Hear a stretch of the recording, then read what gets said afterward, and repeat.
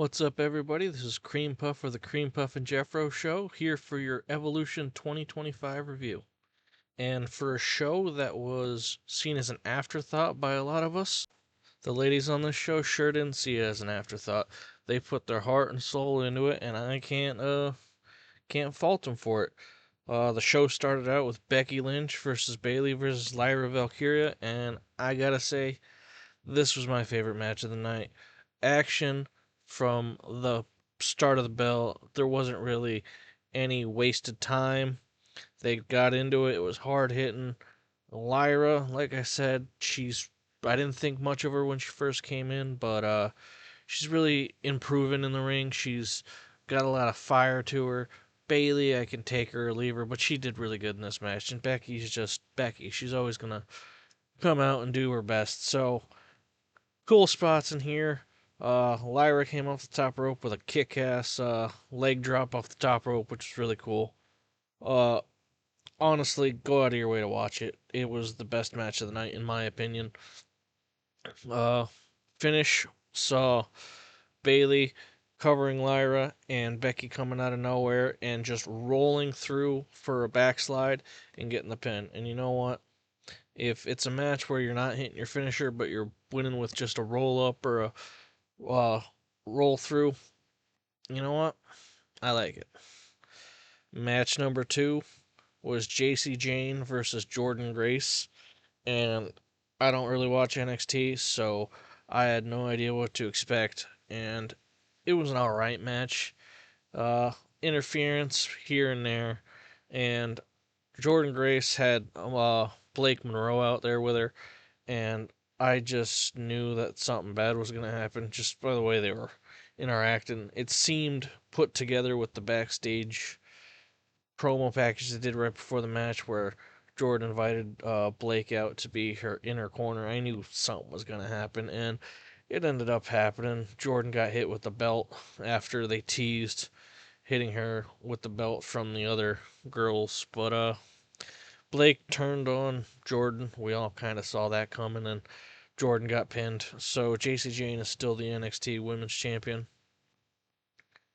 Match number 3, Judgment Day. Raquel Rodriguez and Roxanne Perez defended against Charlotte Flair and Alexa Bliss. Soruka, who came out looking like she just got back from the gym. She was wearing tennis shoes and workout shorts and I think like a sports bra. She needs to up her attire, to be honest, because she looked not not like a superstar. She just looked like someone you see at the gym. Uh, and she was teaming with Azaria, who, in my opinion, keep it up, girl, because you're gonna be like the next Rhea Ripley, maybe even better, because her package, her music, she came out looking badass, and that was probably the best compliment I can give somebody is looking badass in wrestling. And Asuka and Kairi Sane, and honestly, Kairi Sane, if she's not teaming with Asuka, I can take her or leave her. You know, she flies around a lot, but she doesn't really. She just gels with Asuka. It makes her work better. So all in all, this was a decent match.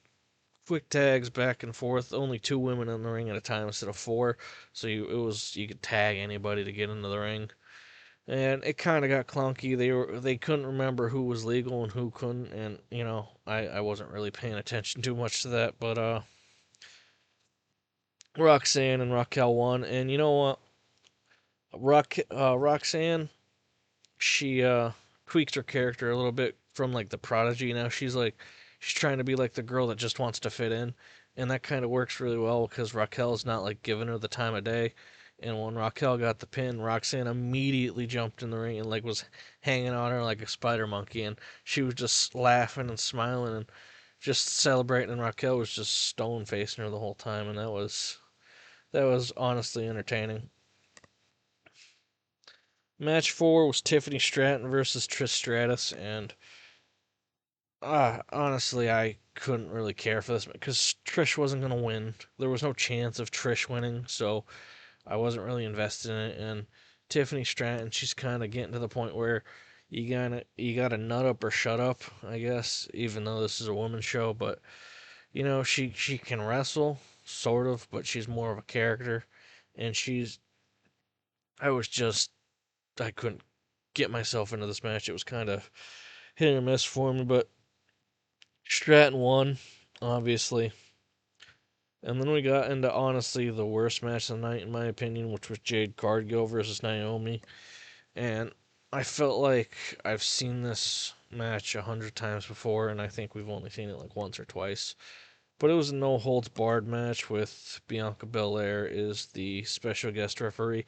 And I honestly thought that Bianca was going to turn on Jade, but no, she just kind of called this match down the middle, and there was clunky spots because Jade, honestly, she's not good. I don't know what it is. She's got a look, and that's about it as far as I can see.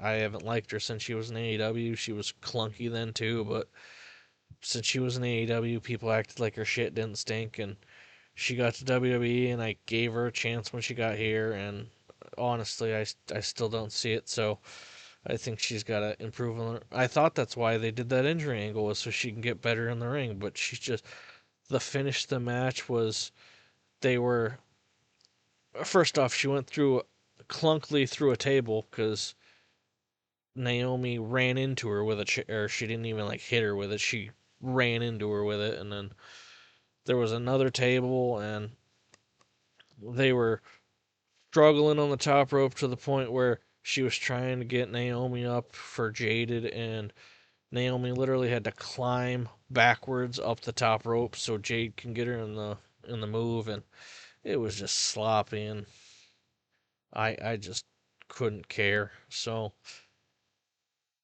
Jade won by putting her through the table with Jaded. Bianca called down the middle, nothing happened, no turn, nothing. Then we move on to the 20-man battle royal, which some women had stuff to show, other women were literally out of this match in like 5 seconds. Uh, I'm not gonna remember half the women that were in it, to be honest. I'm sure they'll come up through the ranks and all that, but uh, Lash Legend, she showed out. She picked Nia up and threw, well, didn't throw her over the top rope, but got her over the top rope, and then it took her and Stephanie Vaquer to eliminate Nia at the end. Which Nia, she's gotten a lot better since she got released and then came back. You know, she has impressed me. She's really shown what she can do when she gets the opportunity.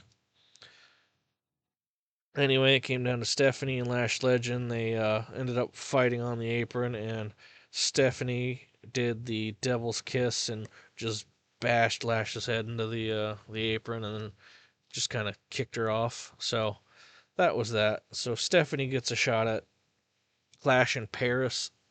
I'm not sure if she gets to pick her championship that she wants to go after, or if it's just the Raw brand. So I guess we'll find out.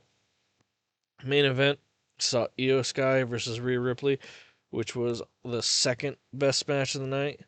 And the only reason I don't give it the best match of the night was because near the end, it started dragging to where they were fighting out of the ring after they knocked the referee out. They knocked the referee out, and she was out for a long time. And they fought to the outside, and then they were fighting in the crowd, and they were fighting on top of some boxes, and then jumped off, and uh,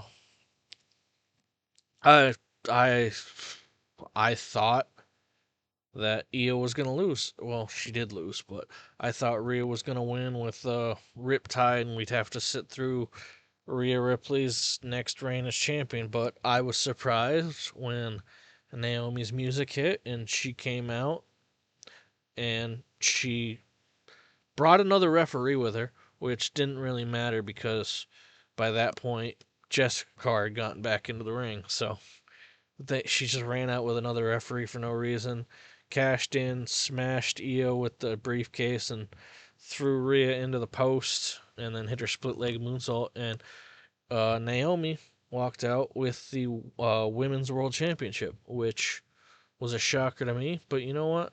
Good for her. She's been a good soldier for the past, was it year?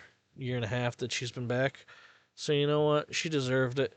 And now she's on Raw. Get her away from Jade. Get her away from Bianca, and see what can be done with her. I'm sure Rhea's gonna go after her, and Stephanie's probably gonna go after her at Clash of Paris. So I don't see Rhea winning the belt again until they go to Australia in, I think, September. So we got a couple, September or October. So we got a couple months until then. So all in all, it was a good show. I'd say 3 out of the 7 matches, go out of your way to go see. Definitely the opener, probably the main event.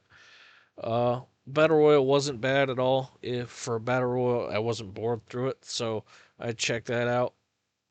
Women's tag match, a lot of action, so I'd say check that out too. So, all in all, good show. I'd give it probably 6.5, 7 out of 10, which I'm kind of fickle and I get bored easy. So if I'm giving it that high of a review, go out and check it out. At least the matches that I recommend, and you could skip the ones that I didn't mention. So anyway, till next time, be well, stay safe, have a good one, guys.